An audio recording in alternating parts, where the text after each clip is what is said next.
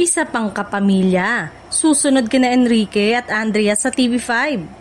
Tila mas umiinit ang galawan sa TV5 dahil matapos ang naunang paglipat ni Enrique Hill at Andrea Brillante sa TV5, ay may isa na namang kapamilya star ang balitang susunod sa kanilang hakbang.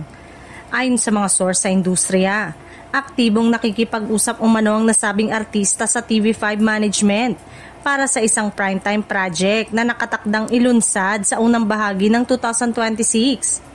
Bagamat hindi pa pinangalanan, ang sinasabing kapamilya star na ito ay kilalang kilala sa paggawa ng romance drama at heavy teleserye roles. Chika pa, kaya nito pinag-iisipang lumipat ay dahil sa mas malaking exposure at fresh project na inaalok sa kanya ng kapatid network. Lalo na't agresibo ngayon ang TV5 sa pagpapalakas ng kanilang entertainment block.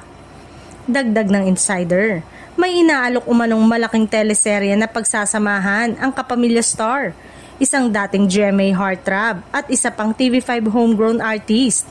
Kung matutuloy, isa na naman itong big casting cup para sa TV5 na sunod-sunod ang pagkuha ng malalaking pangalan. Sa kampo naman ng kapamilya network, tahimik ang lahat at walang ibinibigay na kumpirmasyon. Gayunpaman, hindi maikakailang tila may ilan pang kapamilya personalities ang nagiging bukas sa posibilidad na lumipat o maging freelancer, lalo na sa harap ng mas malawak na opportunity sa iba't ibang network.